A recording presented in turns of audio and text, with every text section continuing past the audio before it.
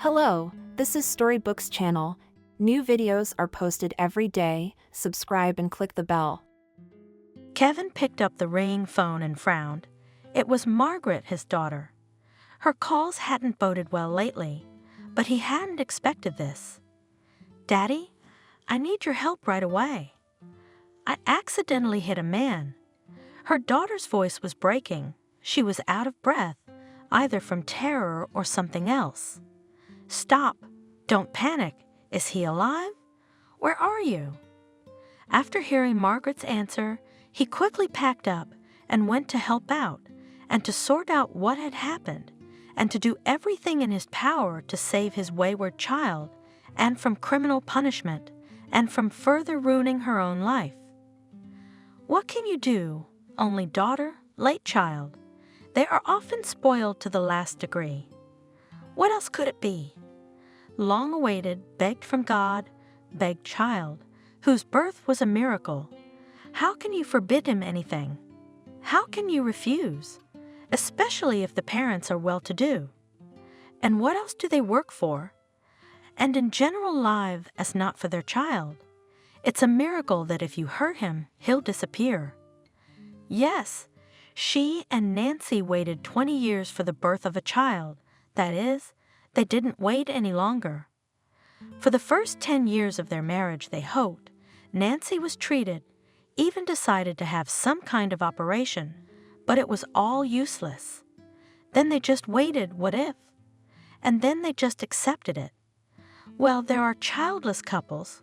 It's a shame, of course, but what can you do if it's not given? They loved each other. Besides, they both loved their work. In those years, Kevin was able to open his own business, earn even more, but also spend more time at work. However, he always lived well. His parents were not the last ones either. Kevin, after their death, got a luxury apartment and money, and even a housekeeper. It was a distant relative of his parents, a girl a little younger than Kevin. A little, as they say, plain. She lived with her parents in the village, and after they died, this Doris could not live alone. Here, Kevin's mother took her into the house as an au pair. The girl turned out to be in a domestic sense smart, quick-witted, and soon became indispensable, especially after the death of Kevin's parents. Nancy worked at a minor position, was an engineer in a research institute, but there was no time for housekeeping and no habits either. Why bother trying if Doris would do everything? So in time, their resignation to childlessness coincided with changes in their lives. Kevin became a businessman, and Nancy became unemployed. Her research institute, already useless, ceased to exist. This plunged the woman, who was a long way from retirement, into despair. Kevin consoled his wife as best he could. "Don't work. You have enough money now. Have a rest. Don't you understand, Kevin? It's not about money. It's about life losing its meaning. You've got a job, and I've got what? Nobody needs me, a barren, infertile, good-for-nothing, worthless, aging woman. Do you need me? Don't make things up. I'm just a nuisance to you. If it weren't for me, you'd have found a young, beautiful, capable of bearing children." Such a mood of his wife frightened Kevin, but how to help her he did not know. He even promised to take her to work, even as a secretary, but she refused.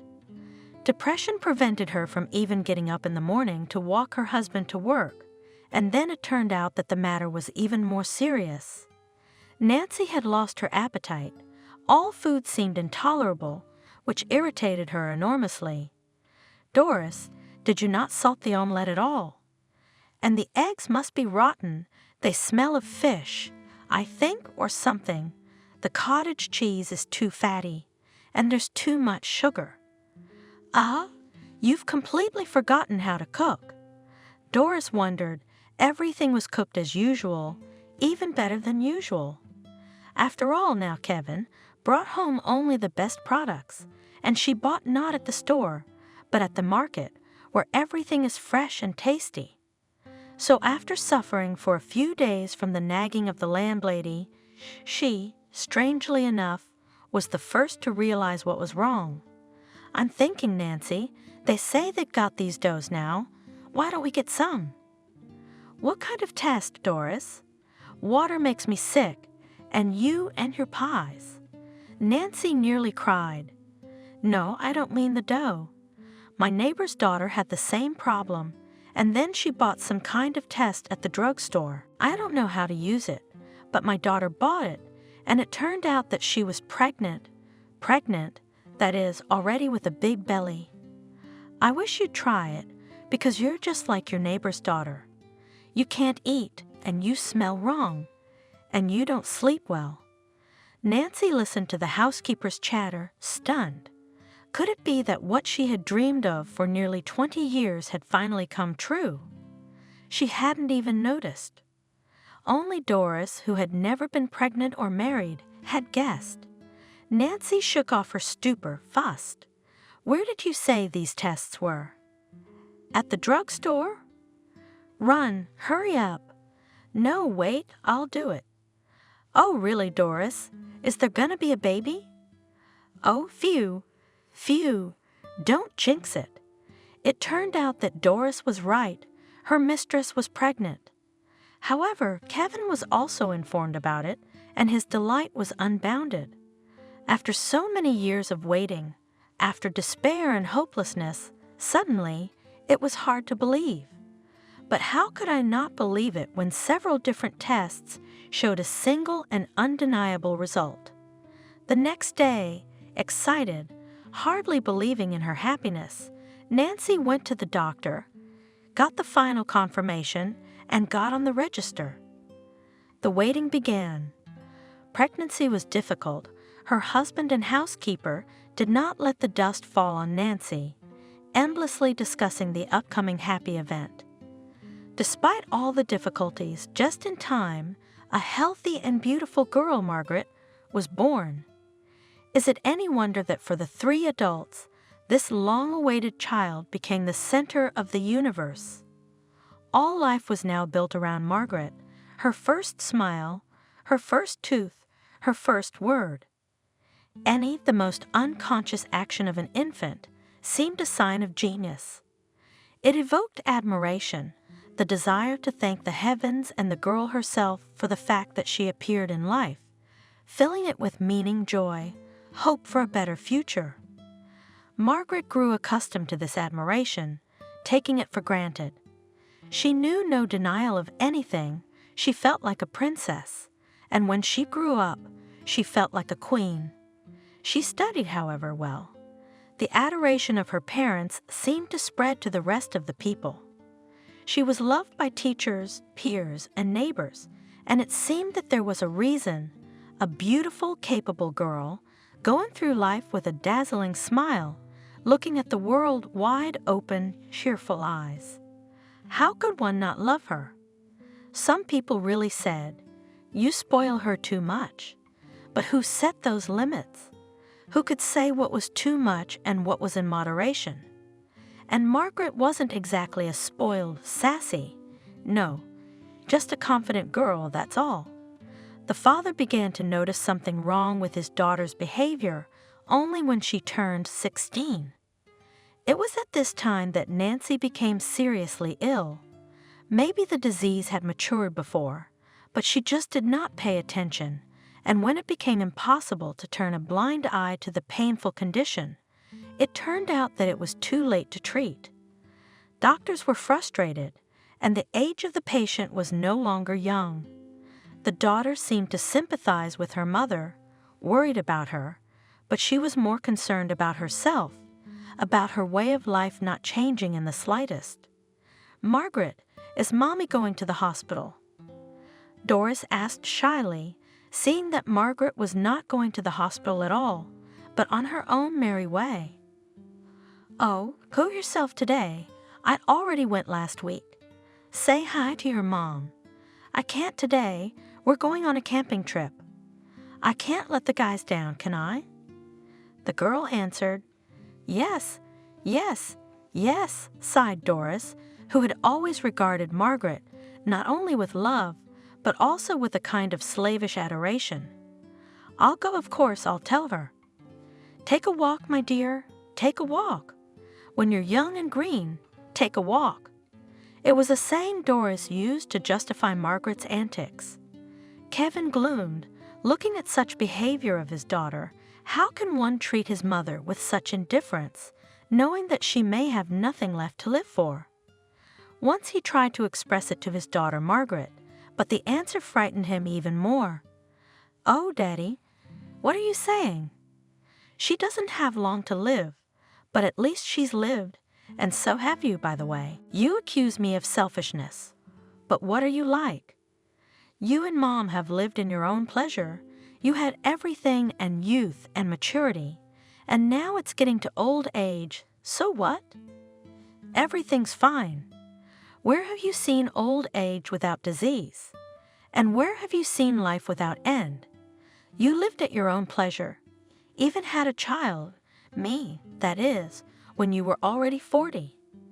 It seems that you gave birth to me so that I could serve you in your old age. Have you asked me if I'm satisfied with it?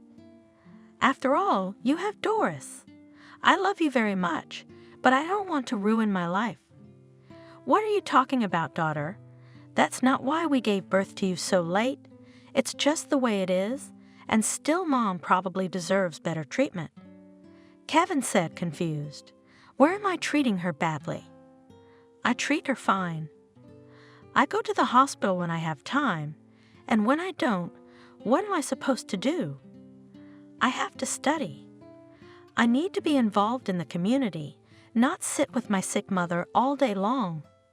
Besides, why are you burying her? Maybe she'll outlive us all too." Nancy, of course, outlived no one. She passed away. Margaret cried at the cemetery, cried at home, but my father didn't feel that she was really grieving. She would cry, but then she would jump up and go about her business, remembering not to put on makeup or dress up. What can you do? She was 18 years old at that time.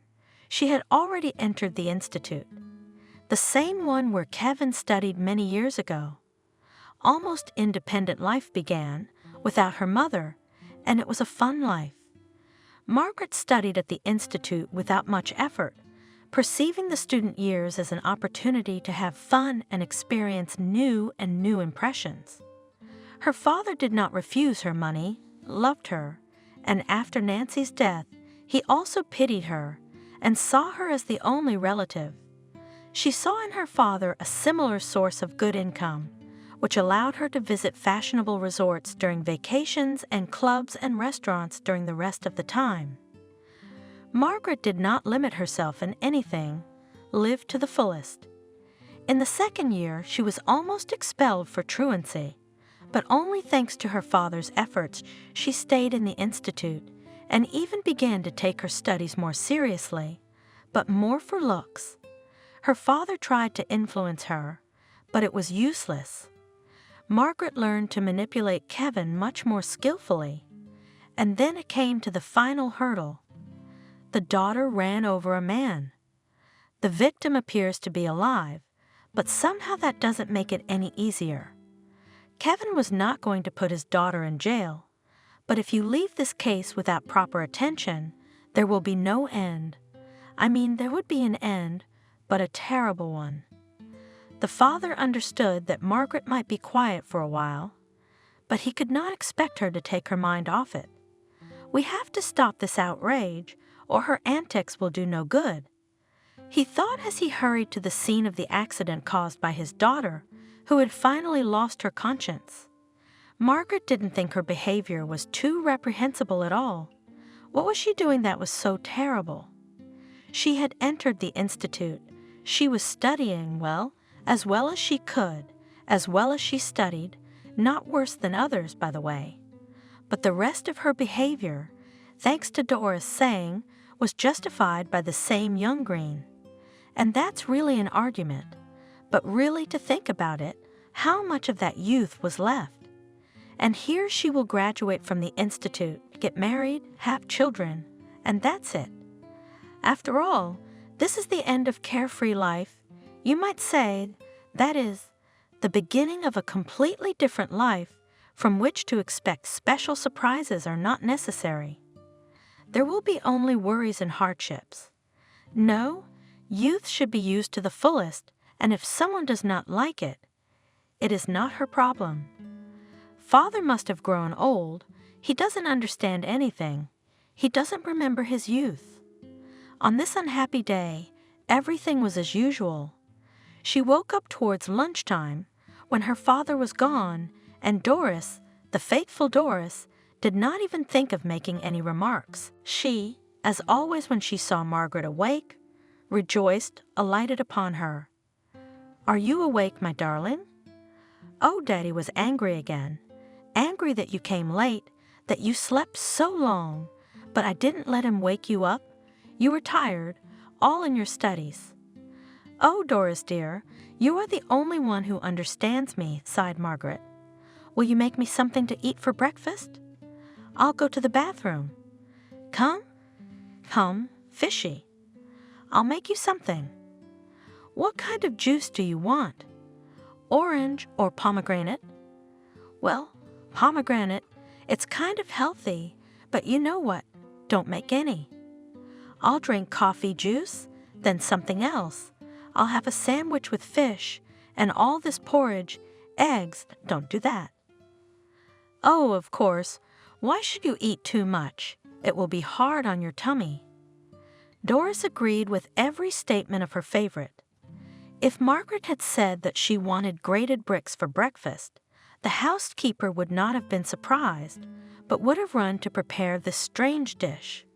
When she came out of the bathroom, a fresh, fragrant Margaret ate her breakfast, kissed Doris, and went, as she said, to live her life.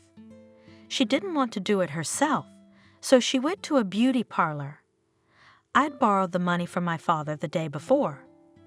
After that, it was still necessary to visit a fashion boutique, to buy there an outfit, because summer is coming, vacations, which means travel and adventure. The time of very big purchases is approaching, but it is already later, and now it is necessary to dress up only for visiting the club, which is also important. Having had a great time at the club, Margaret started to go home. She remembered that she shouldn't make her father too angry, because she had to spend this summer vacation and prepare for it. But the time for fun flew by so fast, and no matter how hard she tried to go home early and in as decent a manner as possible, it didn't quite work out. Oh well, maybe her father wouldn't notice. There's nothing criminal about her behavior. Indeed, she didn't drink so much alcohol that she couldn't drive. She'd done it many times before, and it had always worked out fine. Margaret was not drunk, but she drank a little bit. But she realized that you cannot drive fast in such a state. You must be careful. But it was almost night now. There were almost no people, no cars either. So Margaret put on the gas.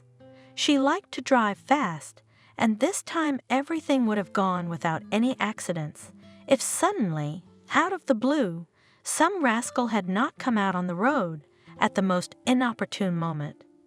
It didn't seem to be a big jolt, but the pedestrian, a young man, fell to the ground and didn't move. Margaret, on shaky legs, got out of the car, approached the victim. "Oh my God, what happened? Are you alive? What happened? What happened? What do we do?" With the wrong hands, she touched the pulse on the guy's neck, seemingly alive, but unconscious and bleeding. No, she can't do anything on her own. Flee the scene. Oh no, that's even worse. She can't do that. She pulled out her cell phone, dialed her father's number. "Daddy, I need your help right away. I accidentally hit a man." Panicked, she mumbled into the phone. "He's alive, I think, but unconscious, and I don't know what to do.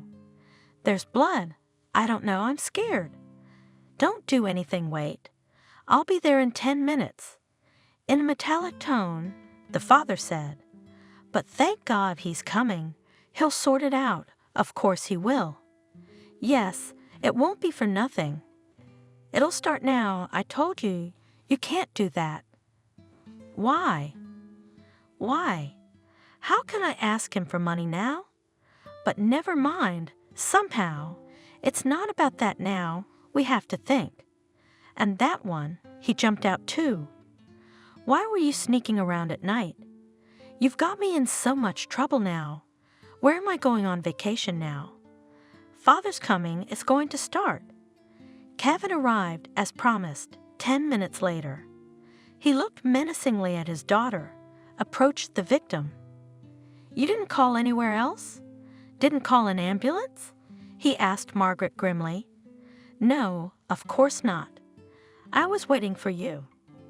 The daughter replied pitifully, frightened and confused, although the first fright had already passed. "You waited while the man was bleeding. And if he had died, I called the doctors. I hope everything will be all right. That's why I waited for you. I knew you'd do it, but where would I have called? I'd have called the ambulance, and they'd have called the police, and what would have happened? You want me to go to jail, don't you?" Margaret whimpered. "If I wanted that, you would have been there a long time ago." Kevin said irritably, "Jail?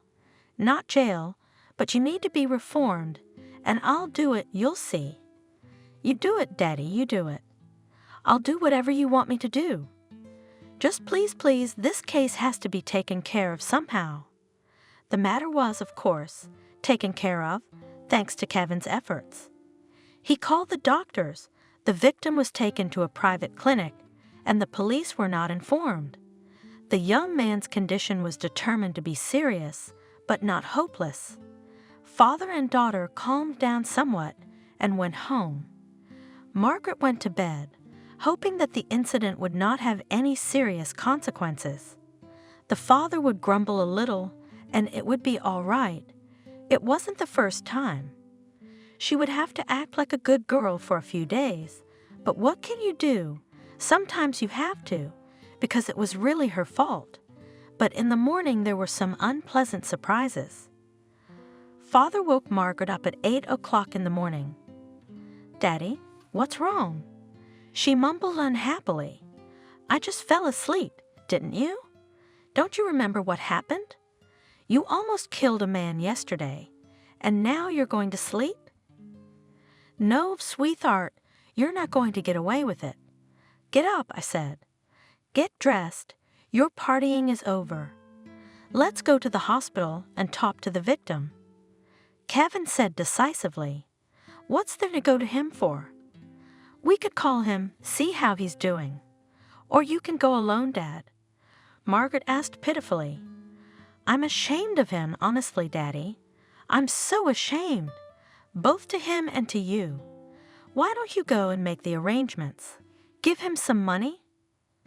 Or something, I don't know what. And I'll sleep. I'm very tired. I don't feel well." Margaret whimpered in a child's voice, hoping it would impress her father. But no, Kevin was as serious and even stern as ever, something Margaret was not at all used to. "I told you, get up and let's go. I didn't go out at night, and I didn't run anyone over.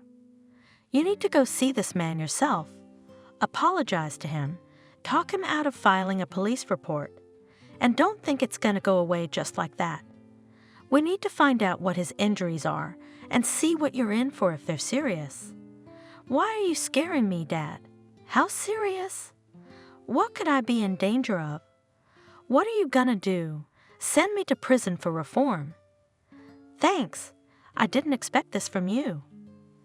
"I didn't expect a lot of things from you either," replied my father, apparently not going to give up on his scheme. "Quickly get ready and let's go.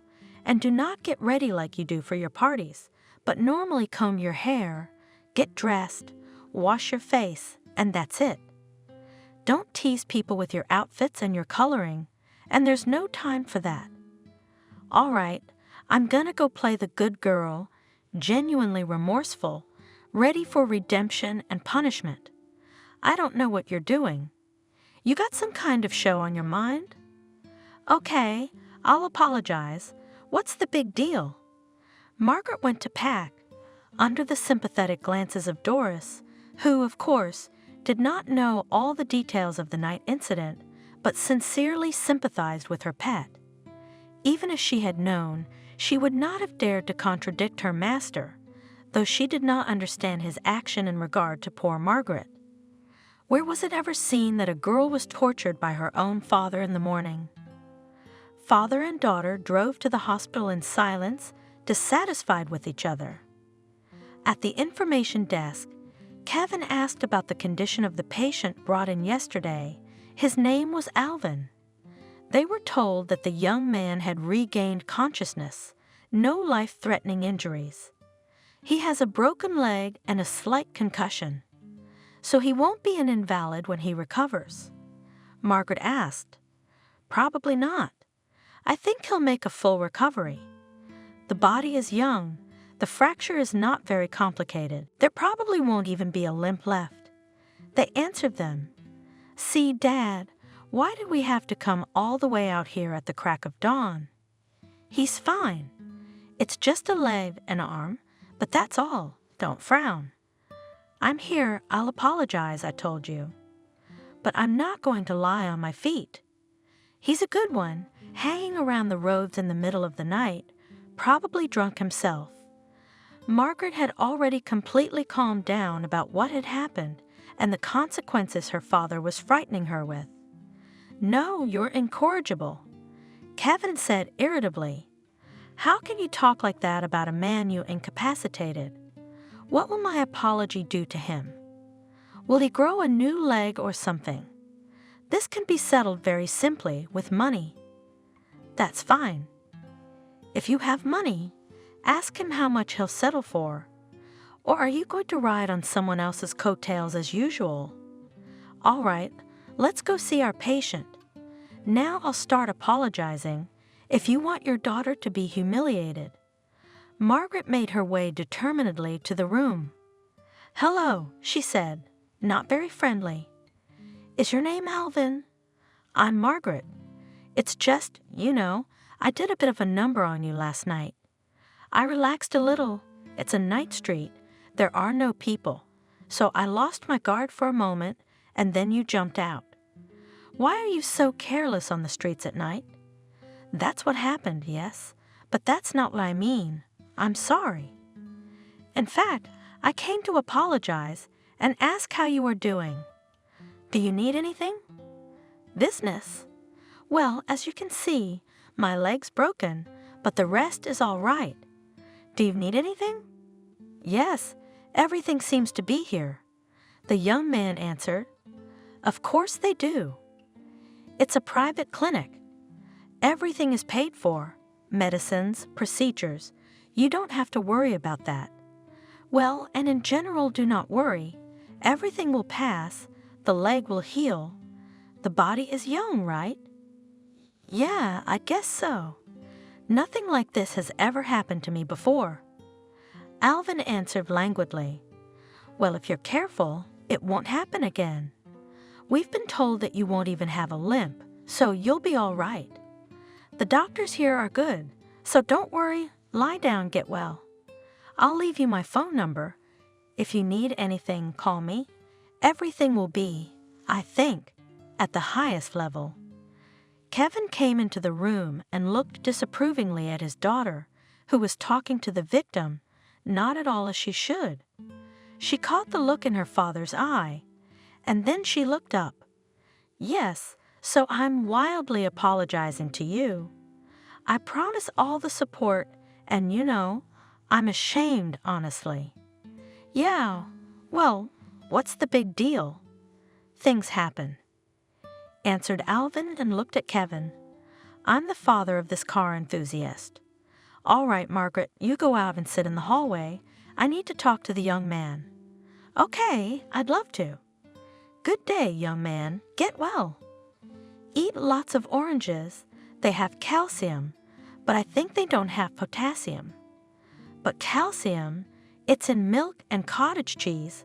Click on that too.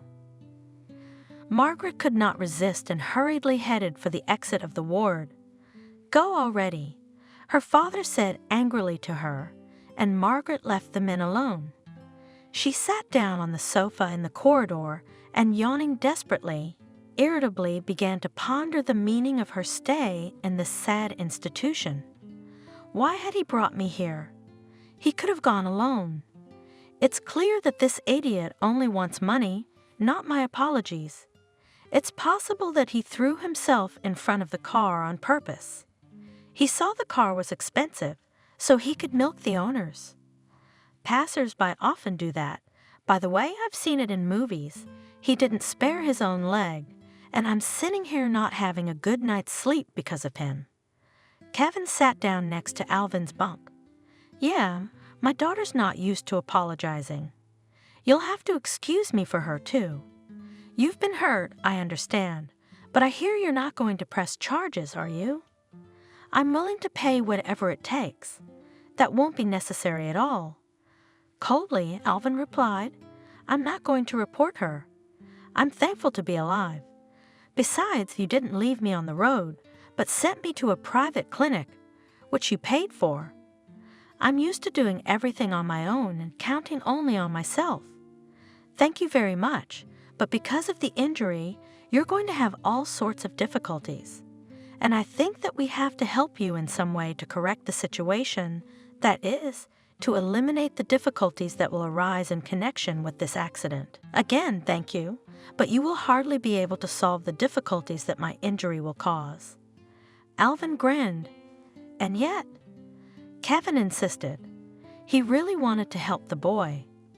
The thing is, I'm a villager. I grew up there with my grandmother. She lives there now in the village. I came to the city myself. I'm studying at the institute. I have 1 year left. The vacation started. I was going to go there to my grandmother, to help her there in the vegetable garden, and in general, after all, she's not old anymore. And now I don't know how I will manage with my cast. Kevin began to ask the young man about his studies, and found out that he was studying at the same institute as Margaret, but had not met her. Perhaps because the girl did not appear at lectures that often. Alvin was a serious student. He was a serious guy because he knew that everything depended only on him, on his abilities and diligence, and there was no one to help him. But the one who counted on his help was his grandmother, Wendy, who raised him after the death of his parents. Kevin listened to the story, frowning and thinking hard. When Alvin stopped talking, he smiled and said, Well, young man, I have a mutually beneficial proposal for you. I hope you will accept it. By doing so, I will help you and you will help me. And he began to outline his plan. Kevin came out of the room and found his daughter flirting with the young doctor. Her father did not hesitate to interrupt the flirtation, taking Margaret by the elbow and dragging her to the exit. Oh, Papa, why don't you let me talk to a man? We were talking about Alvin's health, by the way. This doctor, his name is Thomas. Well, he's sure there's nothing wrong with this victim. Well, how'd you work it out? How much did it cost you? Don't worry when I graduate. I'll pay you back. Let's go to the car. I'll tell you how I made a deal with him. Putting his daughter in the salon, he did not tolerate objection's voice, told her about what awaits her in the next 3 months. You've crippled a man, my soul. And there's no money for that. He was going to go to the village to his grandmother to help her with the vegetable garden and other domestic issues, but now he can't. He needs to take care of himself. So Alvin and I have decided to do this. You go with him to his village, and there you take good care of the injured man, through your fault, and also do all sorts of household chores that he cannot do through your fault. Is this a joke? What village, Dad? What are you doing? I'm on vacation. I'm not going to kill them to take care of Alvin and his sick leg, let alone his grandmother. What can I do in the village if I've never been there and have no idea what to do there? Margaret replied unhappily, not yet believing her father's intentions to be serious. Yes, that is my omission, and now it will be corrected. You will go and nurse and learn everything. It's nothing. But if you don't, Alvin will file a complaint. Court proceedings will start, and I doubt you'll stay out. I mean, if you don't even get sent to a penal colony, you'll be sentenced to corrective labor for a much longer period than 3 months. I'm not going to buy you out. I'm telling you that right now. And think about your reputation. You'll be out of school, no profession, nothing. Dad, if you're serious, it's too cruel. Well, agree it's inhuman to send me to some unknown place to do absolutely unknown things. No, tell me you're kidding. Tell me you made a deal with this Alvin guy. Paid him all the money he needed, anything. Please, I'll even agree. I'll completely change my lifestyle, but please don't scare me like that. Already started to believe in the words of her father, the girl. I'm not scaring you. I'm telling you correctly that everything will be as I said, and let's finish this conversation. Bargaining is not appropriate here. The father said sneeringly. Margaret, of course, did not fully believe in his words. That is, she thought that her father would cool down and cancel this monstrous decision.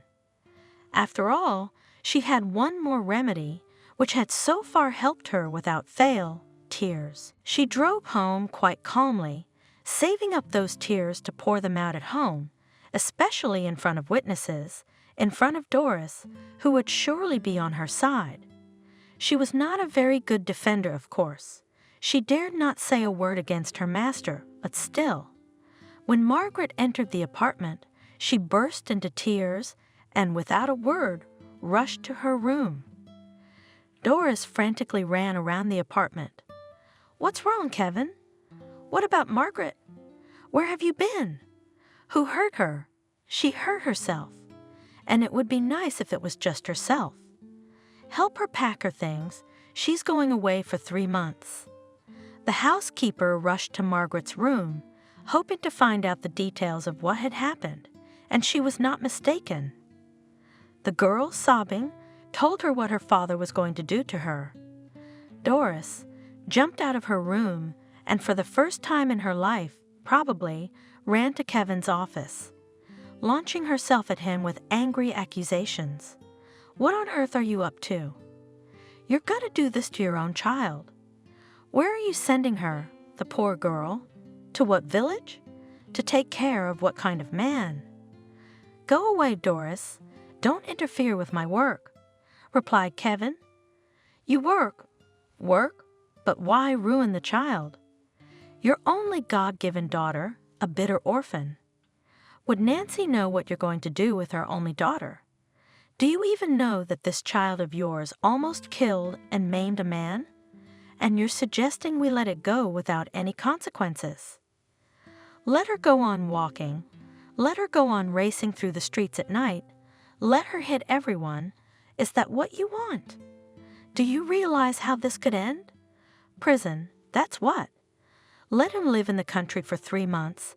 Maybe he'll get his brains back. You, Adaman's bloodline, you'd finally get your brains back. Who did she kill? Our bright angel? She hit a slightly drunken fool who was walking the streets at night, and for that she sent a child to the village. Have you lived in the village yourself? I've lived there. I know what it's like there. And the girl, how will she feel there? Will she get better there? You'll take her out of there sick. Is that what you want? Stop it, Doris. No one's ever been hurt by life in the country. It's better than hanging out in the city or in the resorts. And leave me alone. It's her fault, and she has to answer for it. You can't do this to Margaret. Wait a minute, Kevin. Why don't we do this while we're at it? Why don't I go to the country for her? And I'll take care of this man and his grandmother, and what else is there to do? I'll do anything. I'll dig with my bare hands, but leave the girl alone. That's it, Doris. You leave me alone. If you're going to drive around the city at night and kill people, then you'll go to the village. But now I'm sorry. I've made my decision, and I'm not going to change it. Leave me alone, understand? Are you trying to give me a heart attack? No pleading, no tears, no threats, no mutual accusations. Nothing came of it. By the time Alvin was discharged from the hospital, he was met by Kevin's car, in which sat a gloomy, depressed Margaret. Together they drove to the village to visit the young man's grandmother. The drive was long, but the girl never uttered a single word. She never looked at the man who she thought had caused her such trouble in her life. When they finally arrived at Wendy's grandmother's house, and the girl saw where she was to spend the next 3 months, she burst into tears. Alvin got out of the car, went to say hello to her grandmother, and Margaret, once again, began to beg her father. "Daddy, I'm begging you, but you realize I'm going to die here, don't you? Don't leave me, please. That's it, you've punished me enough, I'm scared. You see?" "I understand and I agree. I'll stay home all the time. Help Aunt Doris. Do whatever you say. Just please. Stop it, Margaret. It's done, and I'm not going backwards. I mean, I'll go back, but without you. You're going to stay here, and I don't see anything wrong with that. I'm not leaving you any money, so don't try to run away or get kicked out. You'll only make things worse for yourself. Now let's say goodbye." At the porch, Alvin was hugging his grandmother, Wendy.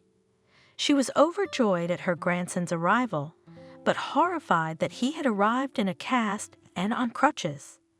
"Don't worry, Grandma, I'm doing fine.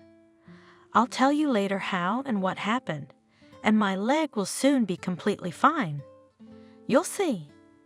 I'd like you to meet Margaret. She'll be staying with us for the summer, helping you around the house. I told you about her on the phone." "Yeah, I know. Hello, Margaret. Come in. I've prepared a room for you.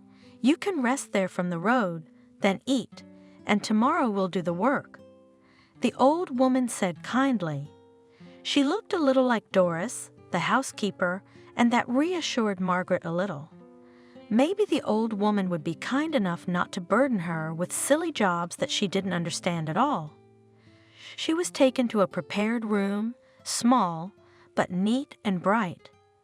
Of the furniture, there was only a simple iron bed, as in a hospital, a closet and a bedside table. Well, at least it's not so scary. The girl sighed. "I thought I was going to live in a stable." She put her suitcase near the closet, decided to sort everything out later, and lay down on the bed with clean linen. She wanted to cry, but she realized that in this situation, tears would not help. Her father had already left, and these people, even if they felt sorry for her, what could they fix? Soon the hostess came in, inviting Margaret to the table. "I've prepared everything. It'll be delicious. Come on, darling," Wendy called. Margaret had no appetite, but it was awkward to refuse. Besides, she wanted to see what dishes were in store for her in the near future. "Here's some soup for you." The hostess put a plate in front of her. "I'm sorry, I didn't know what kind of food you are used to. I was guided by my grandson. Alvin likes soup very much, so you should eat it. It's all your own. Don't think. Put sour cream in it." Margaret looked almost with horror at the plate, where in the red broth were floating finely chopped vegetables, eggs, and meat. Margaret didn't want to eat anything, much less something like this. "I didn't know your tastes. It's clear you're used to other things, but if you have to live with us, you'll get used to it. Try the pies too. These with homemade jam and these with cabbage. Don't hesitate to try them." Margaret politely scooped up a spoonful of this strange soup and swallowed it. The taste was disgusting. But she didn't want to quarrel with her hosts, and even less to offend them. "Yes, thank you. It must be delicious, but I don't feel like eating right now. And besides, I got seasick in the car. I'm sorry. I'll have some tea and a cake." Feeling like she was going to burst into tears, Margaret said, "God, should I eat some slop for 3 months?" She thought with horror. "I wish my father had killed me. It's like prison, slop, a cell. What's the difference? Although yes, in prison I would have to sit longer. Probably, and besides, there are criminals there. They would start to abuse me, and here people seem to be not bad. No, okay, I'll put up with it somehow, but my dad's wrong if he thinks being in a place like this is going to fix me." Wendy apparently saw that her guest was in extremely upset feelings and promised, "I see you want something tastier, girl. Well, I'll roast a chicken tonight. Won't I, Alvin?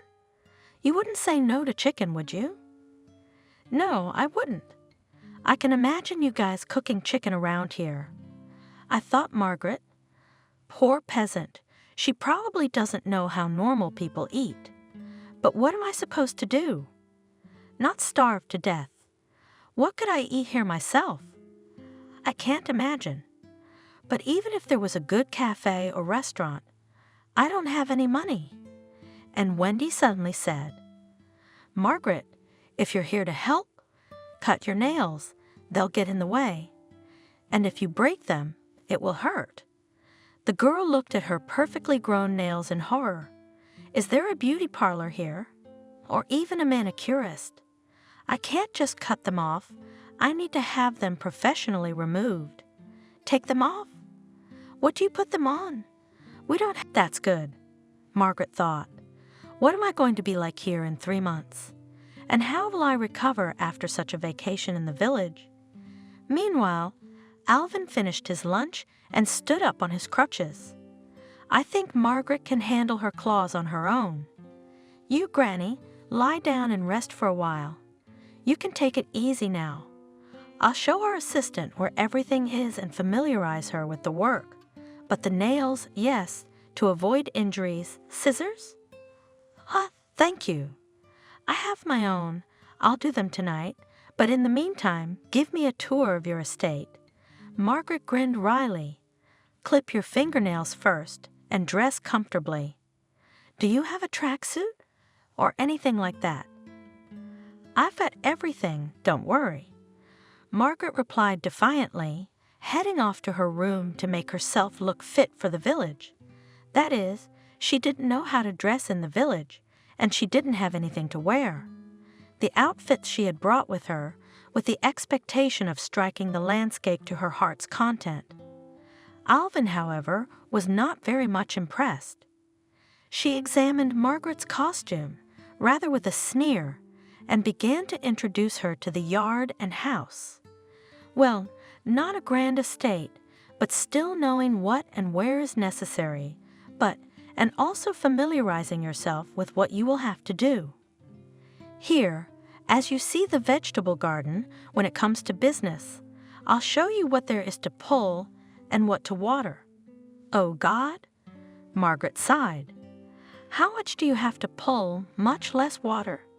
Do you have to go for water with a pail? If you have learned to command the buckets like that, Emilia, they will bring everything themselves.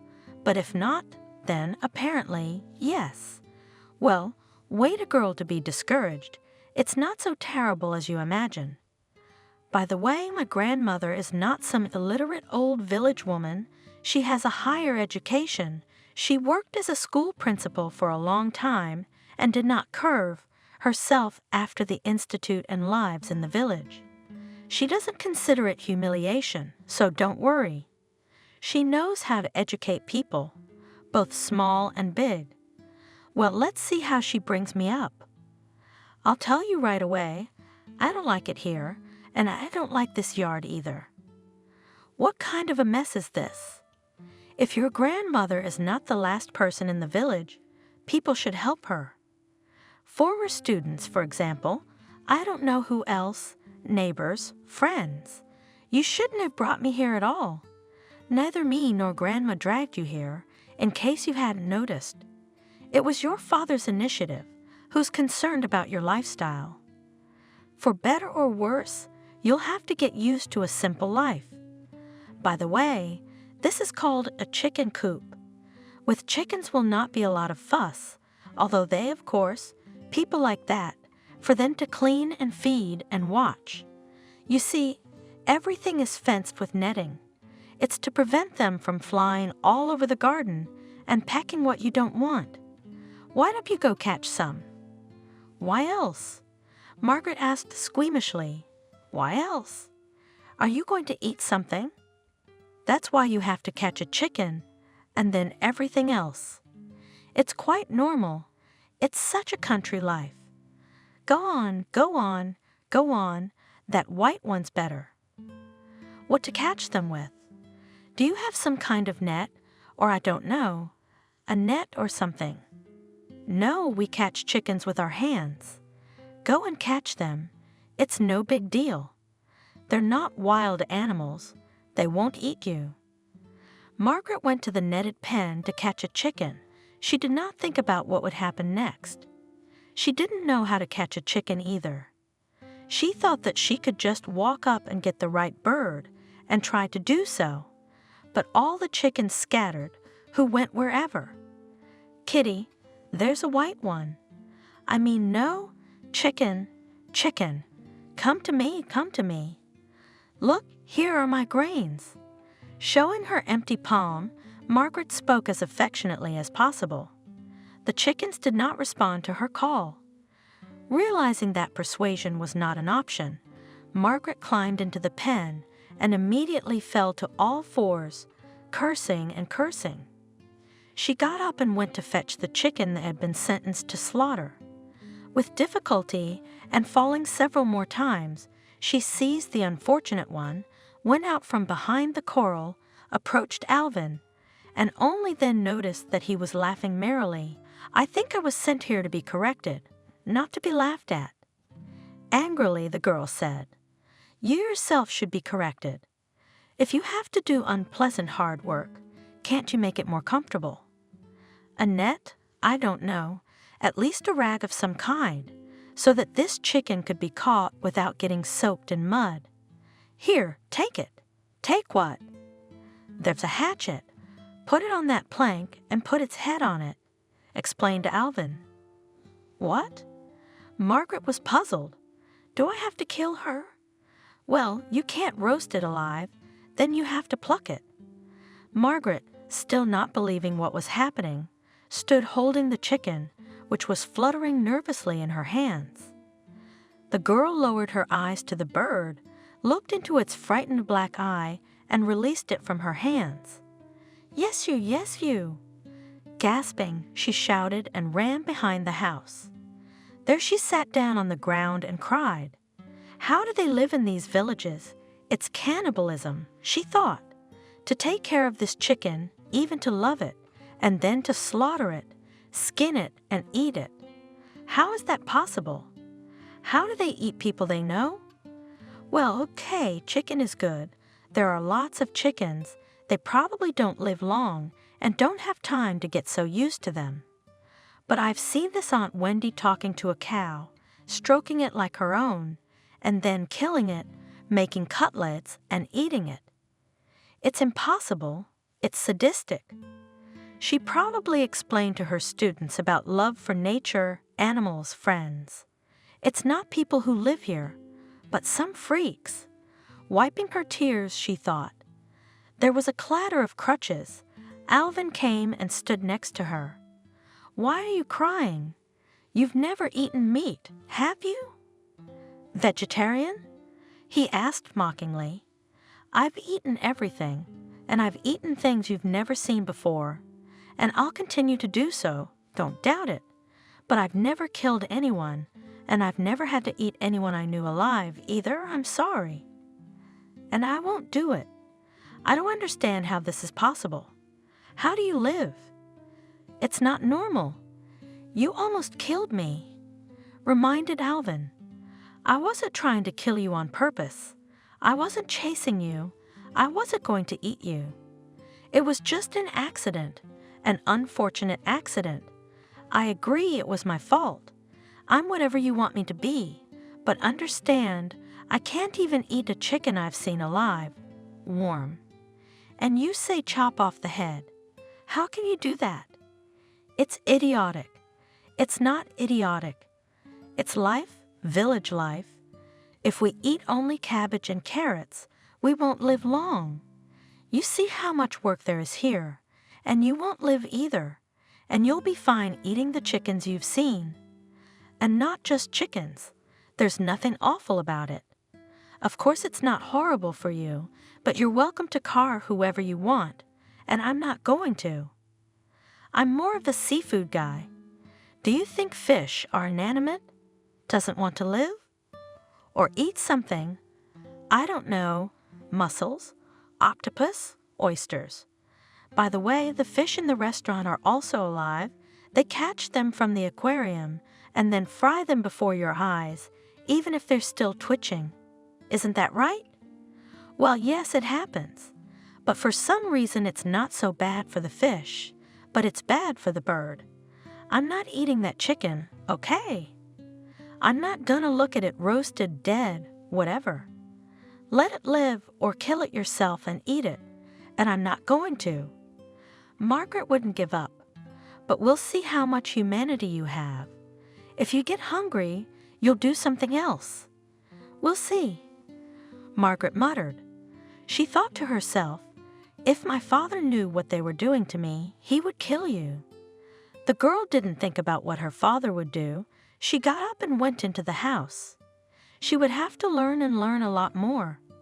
The chicken, of course, was slaughtered, roasted, served for dinner, but Margaret did not leave her room, although the appetizing aroma tantalized her, causing an unprecedented feeling of hunger. Wendy entered the room with a knock. "What's the matter, sweetheart?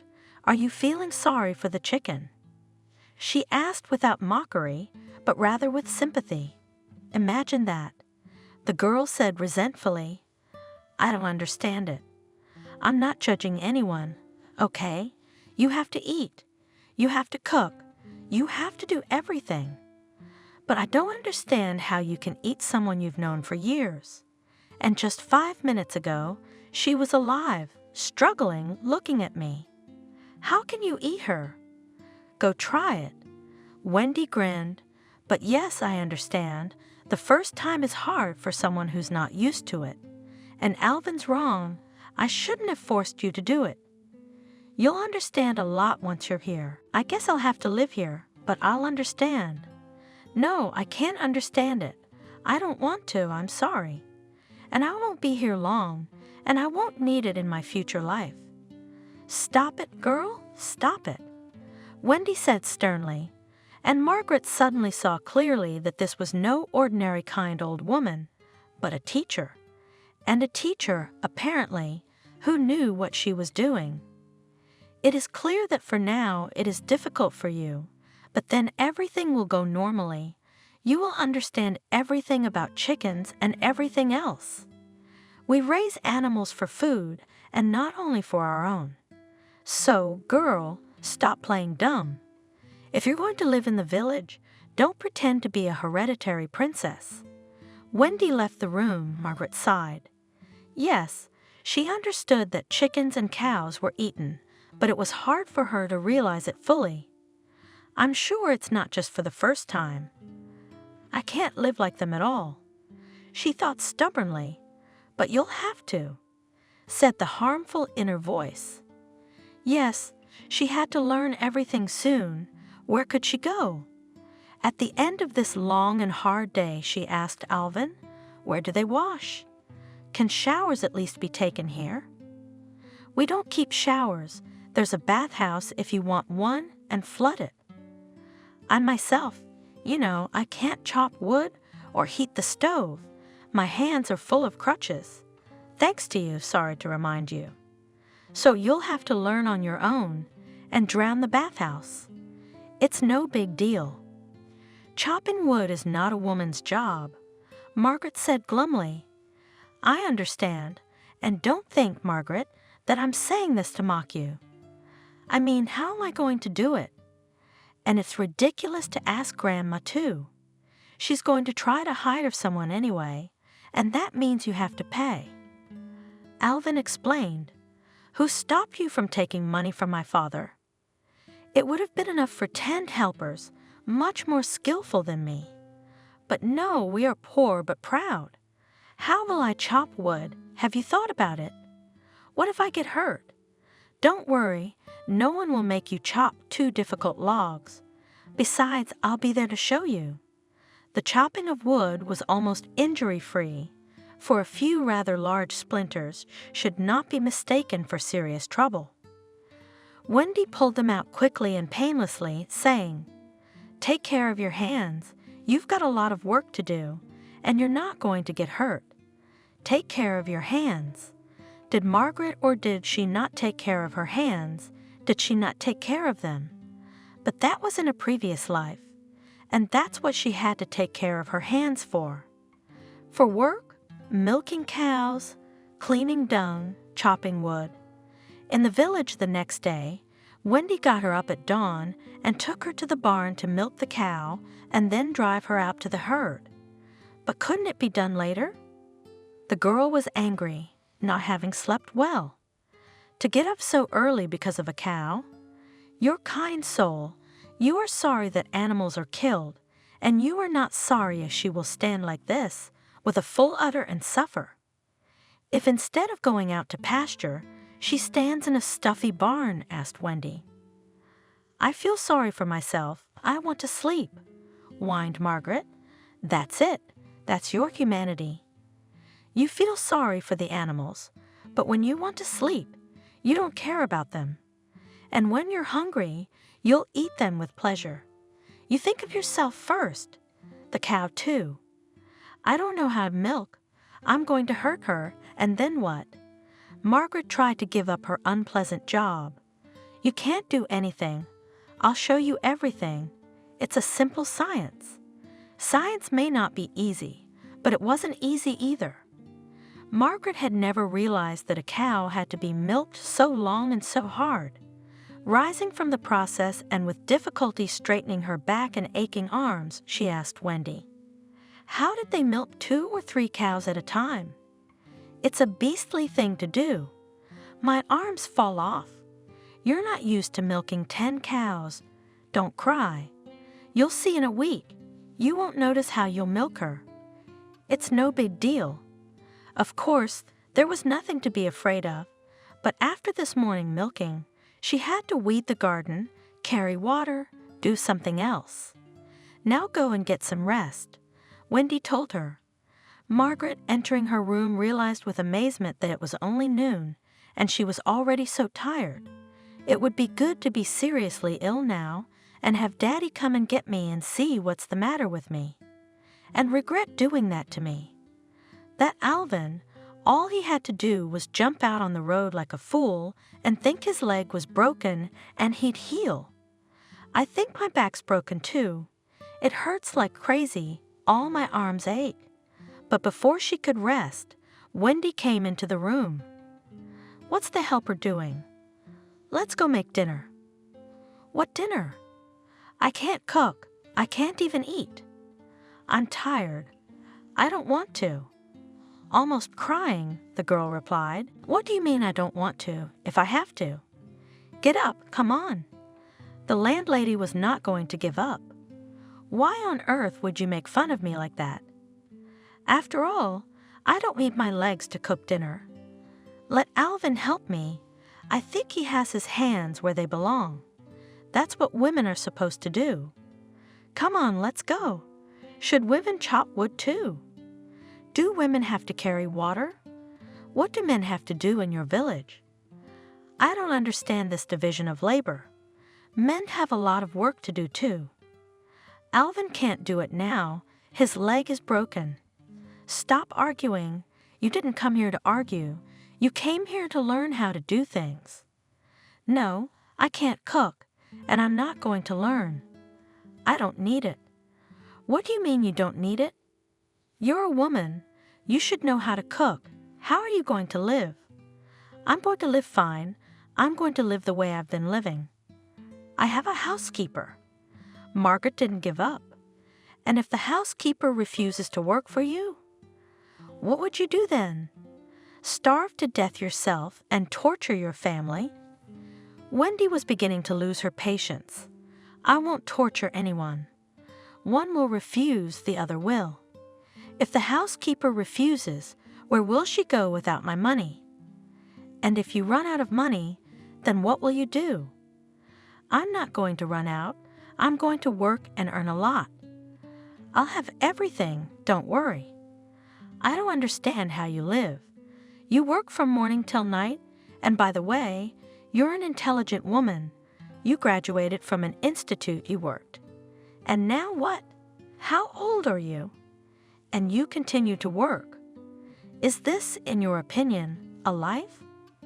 In my opinion, that's what life is.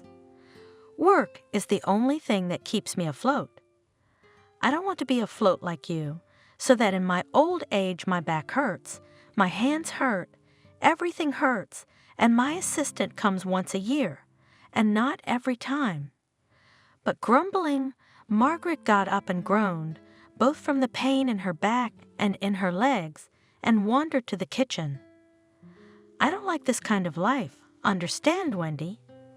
I don't know how you manage it, but I wasn't born for it. It's not what I'm used to, and I don't want to be used to it. So when I left here, I'm not going back to the country. If you, like my father, think that I'll get better from such a life, you're mistaken. I won't get better. I'll get worse. Now you probably think that I am the worst, lazy, wicked, so and so. But by the way, I'm not like that at all. I was normal in the city. I was fun, everybody loved me, and no one would ever think I was doing anything wrong. Except for your father, who kept you and took care of your problems. Wendy grinned. Oh, don't give me a hard time about it. You tell me what to do. All right, I'll do my time in this prison and see if my father will be happy about the change. Why do you talk about your father like that, Papa? He loves you. Peel the potatoes. Don't you know how to do that too? I not only don't know how to do it, I never eat potatoes, except occasionally in the form of chips. Potatoes are bad for you. Margaret announced, I don't know what's good for you to eat, my dear, sighed the old woman, and so life went on day after day. Strange as it may seem, Wendy was right. Every day Margaret found it easier and easier to fulfill her daily duties. She learned a lot, got used to a lot. Only her own appearance horrified her more and more every day. The gorgeous manicure and pedicure were gone. The tan from the sun in the middle zone was uneven. The skin on her hands had become rough, and even the shape of her hands seemed worse than before. And the damned mosquitoes, they bit the girl so much that sometimes it seemed that they would eat her alive. Let the father admire what a beauty his daughter had become. Let him bite his elbows when I come back. Evil, she thought.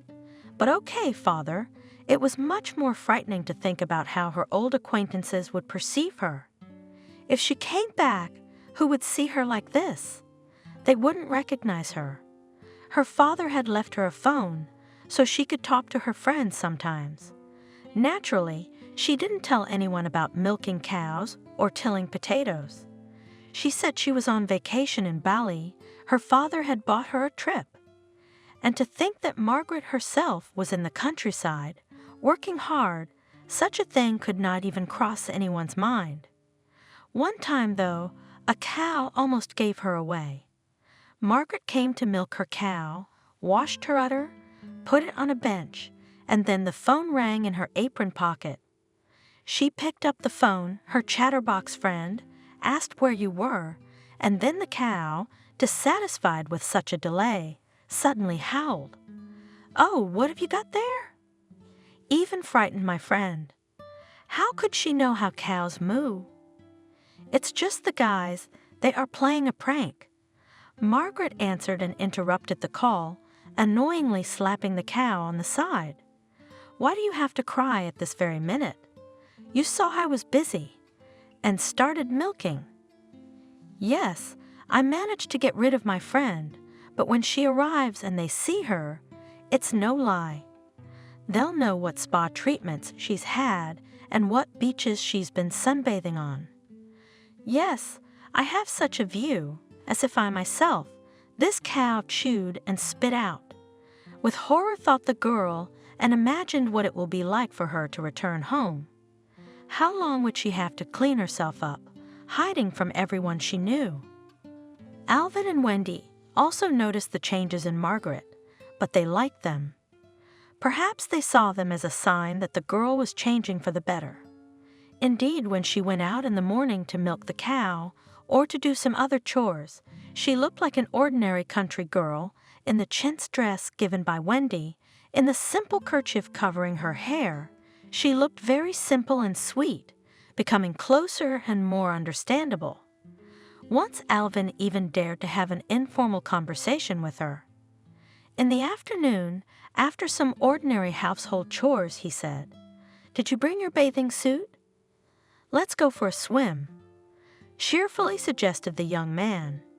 "Do you have a place to swim here?" Margaret was surprised. Indeed, there was no river nearby. There was only a small muddy lake where only boys dared to bathe.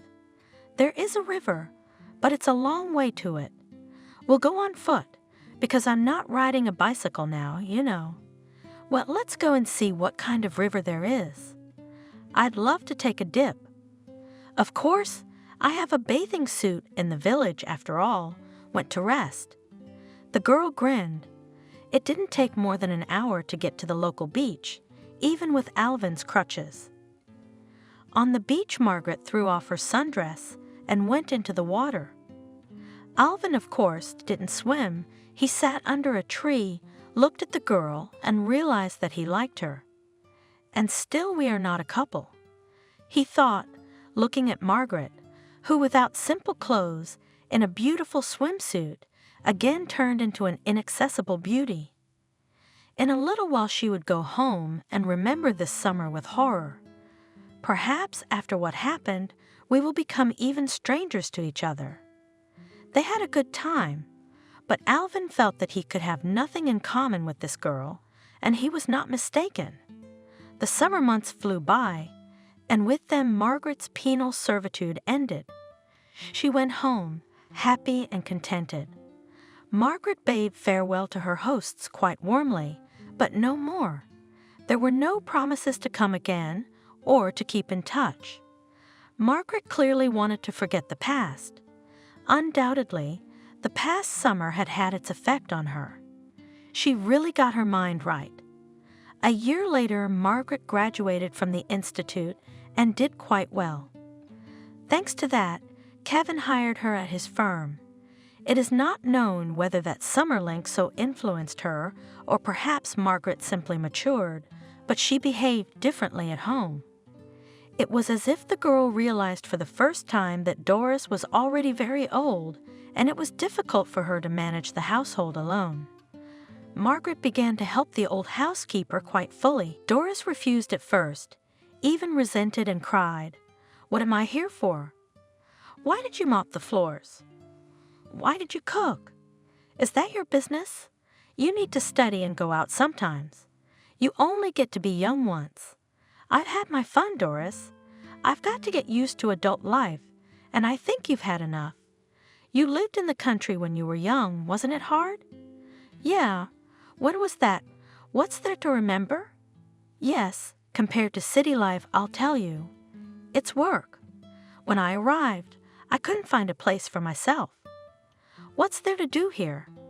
There's hot and cold water, radiators, washing in the machine, vacuuming. So it's not hard for me now. It's my business. And you should do your own and look for a fiancé, that's what. It's about time." But Margaret had no recollection of a life of debauchery. After coming from the village, she really did not meet friends for some time, embarrassed by her appearance. And then she suddenly realized that she was not interested in all these parties, clubs, hangouts, and just as Doris had once done, she didn't know where to put herself. She woke up before dawn and only when she opened her eyes did she remember that she no longer had to milk the cow. Instead of relief, I was bewildered. What to do then? Studying is studying, but also physical work, asking for a trained, accustomed to work, the body. And no fitness, no jogging did not help. Probably thanks to this she, though not brilliantly, but well graduated from the institute, then diligently worked, and her father had no reason to blush for his daughter. But he never mentioned the past to her, only rejoiced at how much Margaret, his indomitable in the past, had changed. With Alvin, Margaret, strangely enough, almost did not see, although he studied at the same institute. Margaret didn't want to get in his face. It was there in the village they had almost become friends, and now who knows what he would think. He would come up and reminisce in a friendly way about the cow, about how she caught chickens, and in front of all the honest people, or even worse, he would tell others how this proud beauty had lived in the village all summer at his service.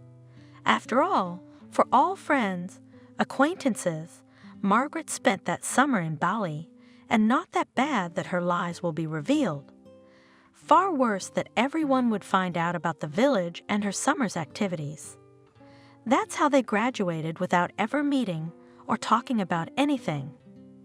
Alvin apparently still had the sense not to mention it to anyone and not to remind her. I realized it wasn't the fondest memory.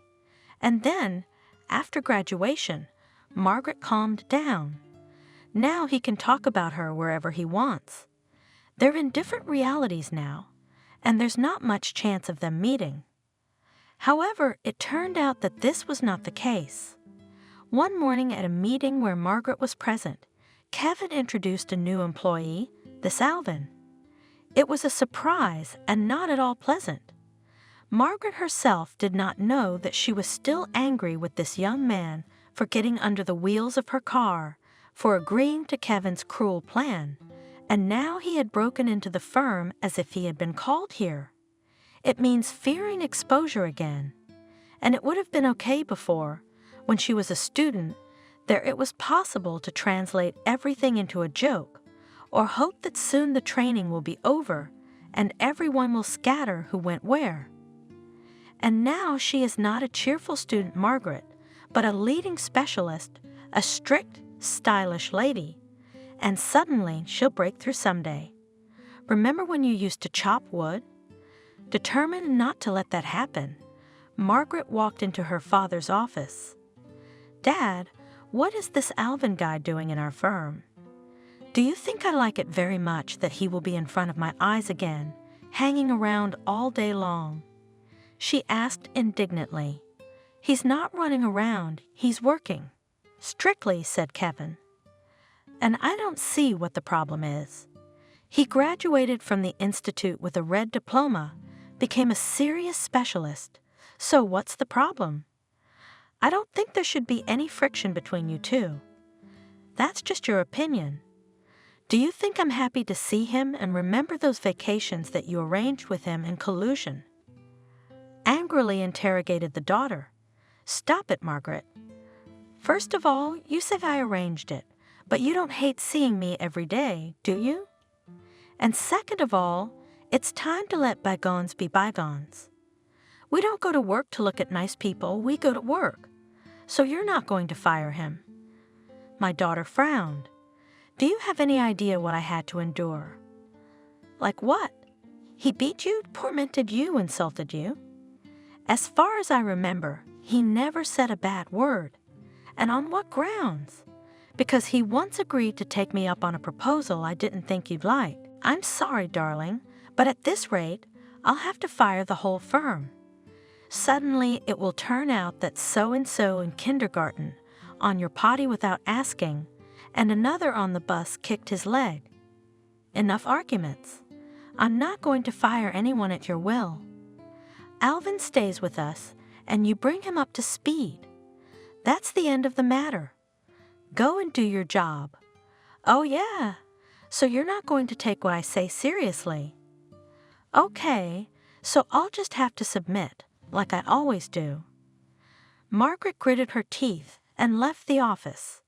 Her father's words did not reconcile her with Alvin. On the contrary, she was determined to get him out of the way at all costs. "Well, Daddy, to you, your daughter means nothing. I'll prove to you that an employee like that does more harm than good. Your Alvin will fly out like a cork, and you'll be forced to recognize my rightness." Angrily thought the girl, having decided to get Alvin out of the firm by her own efforts. Now she wanted not only to get rid of the man she disliked, but also to prove to her father that she was right. "Alvin may be a good specialist, but he brings only misfortune to me, and I am sure he will bring a lot of trouble to the whole firm, so my father will have to thank me for getting rid of Alvin," she thought stubbornly, and she began to set up the one she considered an enemy in a sneaky way, without giving any sign of doing so. But in her perversion of the setup, she did not notice that she herself had made a mistake. Through Margaret's fault, a very important contract for the firm was disrupted. However, even this, the girl considered it a chance to realize her devious plans, because she and Alvin worked together. However, she could not blame the young man directly, so they had to answer to their father together. Kevin was furious. After all, this contract was vital. How could two such promising professionals? Let's say that one of them missed it, but the other could have warned, could have eventually informed me of the impending mistake. Or was it a provocation? Why are you silent? I would like to hear who is to blame for what happened. Margaret had already taken the air in her chest to blame Alvin. She would be ashamed to lie, but it was no easier to bear her father's anger. Before she could speak, however, the young man spoke up. "I'm sorry, Kevin. It must have been my fault. Margaret tried to warn me, but I didn't listen. I decided that my decision was more correct. Yes, it was my fault that the contract fell through. I am prepared to suffer any punishment." His speech was a complete surprise to the girl, but she did not object. She just did not dare. The father continued his angry speech. "Punishments, forfeit your bonus, postpone your vacation to wintertime? No, I'm sorry, Alvin. I can't tolerate people in my firm who are capable of such mistakes." Alvin was fired. Margaret got off with a severe reprimand and a guilty conscience. She didn't say anything that day. She didn't have the guts. She drove home in a terrible mood, and as she passed the place where she had first met Alvin, that is, where he himself had met her automobile, the girl stopped, dropped her head on her hands folded on the steering wheel. Again it was her fault a man was hurt. He took her guilt upon himself, saved her from her father's wrath, perhaps from being fired or demoted, neither of which is such a terrible misfortune. And Alvin himself, of course, will not be unemployed for long, but how will she, Margaret, will look in his eyes? Who would she be in the memory of this man who had been so noble and unselfish? It would be better if he remembered her as a silly girl who could not kill a chicken, and now he would remember her as a mean and cowardly woman who, afraid of her father, could frame anyone. And most importantly, she would be safe. Margaret raised her head and only then realized that her face was flooded with tears. She wiped her eyes resolutely, angry with herself now. She had done a mean thing, but it was in her power to make it right. Tonight she would tell her father, find Alvin, and apologize to him. Yeah, it'll be too late, but what can you do? I can't turn back the clock. I'll quit if I have to. Margaret drove home, determined to right her wrong. You know, Papa, I must confess to you that I've done something very, very wrong again. She told her father at home. That mistake that Alvin confessed was mine. He warned me, but I didn't pay attention. So it was me who should have been fired, not him. So you knew that, but you kept your mouth shut in my office? Yeah, I didn't do it because I was afraid you'd punish me in some way, but because I was against Alvin from the start. You remember that? Don't ask me why. It's more serious than I said. And at the time, I thought I had a chance to get rid of him. And now you know how I feel. Yeah. And I suspected something like that from the beginning, but it's not like Alvin could be that stupid. Yeah, he confessed and you didn't say anything. I thought he was telling the truth. Does that make you feel different now? I wonder how I'm supposed to feel after what happened. I want to get Alvin's address and apologize to him. I hope you'll change your mind, keep him at the firm, and I'll quit if I have to. I'll apologize, of course, but I don't know what his decision will be. I don't know what yours will be either. Will you quit? Would that change anything? How could you not say anything? Why did you want him to leave the firm so badly? Why do you keep putting me in situations where I feel most helpless? Why helpless? Besides, it's not your fault. You just didn't know. And the reason for my attitude towards Alvin? I'm sorry, but that's something I can only tell him. Yes, it's hard to suspect your daughter of doing something like that, even if you know her like the back of your hand. Alvin's address, I don't know how I know it, but you can ask Human Resources. His firing order hasn't been signed yet. And if you, today, go and explain everything with him, he can come back tomorrow and continue working. If, of course, he wants to work in such a firm, where people set each other up without a wince. You're right, of course, and he'll be right not to come back to the firm. Give me the phone number of the head of HR. At least she probably has the addresses of all the employees on her computer. Alvin's address and phone number were easily recognized. Margaret called him immediately. Alvin, it's me. Are you home right now? I want to come over and talk to you. About what, Margaret? I doubt we have anything to talk about. Coldly, the young man replied, I don't doubt it.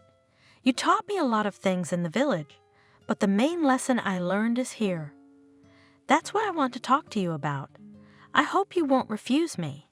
Can I come over? I don't know. If you want to come over. I'm not going anywhere myself. I'm very tired. Margaret started to get ready for Alvin. I don't know what you'll say to him, and will he want to listen to you? Kevin doubted. But he didn't say no, he said, come, so I'll go. Determinedly, the girl said. She didn't know what she was going to say or where this conversation would lead, but she couldn't go. She made no plans even on the way, although the way to the young man's house was not so close. When she arrived, she rang the doorbell, and as soon as Alvin opened it, she said quickly, I came to apologize and thank you. To be honest, I didn't expect you to be so honorable. Just take all the blame and accept the dismissal. There's nothing wrong with quitting. I'll get a job anyway, but it's the fact that I agreed to it. You know, Margaret, I saw that you didn't like me working at your firm and suspected that you would make me quit someday anyway. Well, what can I do, so I'll leave. There's nothing wrong with that. Not to you, but it is to me. I don't want you to quit. I told my father everything, and he's agreed to let you come to work tomorrow. No one knows about the conversation that took place in his office. There's no order to fire you. You'll just come in and work as before. Please don't go. I'm begging you. It's very important to me that you stay. You see, I don't want to stay if you're not there. Margaret held back her tears. She didn't want to burst into tears. It would look like she was begging for something, and she wasn't going to ask him for anything. She really wanted Alvin to stay, and she wanted to explain the reason for that, but he was the first to speak frankly. I'm not really saying no. All right, I'll stay, but you know, Margaret, it's not even because working at your father's firm is so important to me. I just want to see you every day, you know? Alvin didn't expect those words to come out of his mouth. He would never have dared to confess his feelings to Margaret in another situation, but now it came out of his own mouth, and his hands came to rest on the girl's shoulders. Suddenly, she buried her face in his shoulder. "You know, Alvin." Muffled, she said, "I don't know whether you're confessing your love or just saying that, but I have to tell you, to confess that I didn't want to fire you because you didn't suit me, but because I didn't think I'd ever confess what you meant to me. Ever since that summer in the village, I've felt that you're not a stranger to me. I mean, you know. But I was afraid I didn't mean anything to you, so I did this. I'll tell you what I was really afraid of. I thought you might start courting some other girl in front of me, and I couldn't take it. Well, I've confessed everything, and now you can do what you want. You can quit, you can laugh and kick me out. I'm not gonna quit, and I never expected you to admit that. But since you said it, yes, I loved you back in the village, and now. I was afraid every day that someone would say, 'Let's buy a present. Margaret's getting married.' Why didn't you say anything?" Margaret exclaimed, "In the village and now, didn't you feel that we were not strangers? I was afraid we were not a couple, afraid of rejection, afraid of ridicule. Of course, there was no mockery. The next day, Alvin returned to the firm as if nothing had happened. A short time later, there was talk of Margaret and Alvin's imminent marriage. Kevin was pleased with his daughter's decision. "Congratulations, Margaret. You've made the right choice. To tell you the truth, if it had started then, in the village or even now, before your fatal mistake, I probably would have been against it, suspecting Alvin of some kind of calculation. But now I see clearly that it is you he loves and not the position which, by means of kinship with me, he can obtain. I see now that it is this man who can make you happy," he said to his daughter, blessing the forthcoming marriage. "For you? What were you hoping for? Did you think I wouldn't find out? Let it be known that I can't have children. I had the mumps when I was a kid. I loved you, but you deceived me, trampled on my feelings, let that scoundrel crush me. You and Great." He swung at her. Nora squirmed, expecting him to hit her, but instead, he slammed the room door with all his might. Shards of broken glass spattered pitifully. "Yes, I cheated on you, and I wasn't going to hide it." Nora looked directly at her husband. "I'm asking you to give me a divorce. Let's part amicably, let me go. How could I have been so wrong about you?" Harry looked at her with regret. "I thought I was the best of women, and you're just like everyone else. It's all Edward's fault. He has to go away. Yes, when he's gone, will you stop thinking about him and love me?" "No." Nora shrieked in horror and tried to hold Harry. "You wouldn't dare hurt him." "Stop it, Harry. You're making a terrible mistake. I'll never love you anyway. I was grateful for this year until I found out you told me the truth. How are you better than Edward? Don't you dare compare me to him." Harry roared. "He abandoned you, and I tried to save you. But it wasn't his fault, and you know it as well as I do." "Oh, so you're protecting him? You're afraid for his worthless life? He'll pay for everything. I won't let him destroy everything I've built. I had a family, a wife I loved, and then this handsome man shows up again. I'm left with a broken home again. But no, I won't let you. I know what I have to do." Nora grabbed his arm, and he pushed her away from him. Furious, Harry grabbed his jacket and ran out of the apartment, slamming the door loudly. Nora grabbed the phone. "Edward, Edward." She kept crying. "Pick up the phone. Please, my love. I wouldn't survive if anything happened to you." But the man didn't answer. "What should I do? I have to warn him somehow. Harry's capable of anything in his condition. What am I supposed to do? I have to go to him." "Right. What am I doing sitting here? Cab. Yeah, we should call a cab, she said as she dialed the number of the cab service. Hello, young lady, would you have a car, please? The woman gave the address. In a few minutes, she was already sitting in the car, continuing to dial her lover's number from time to time.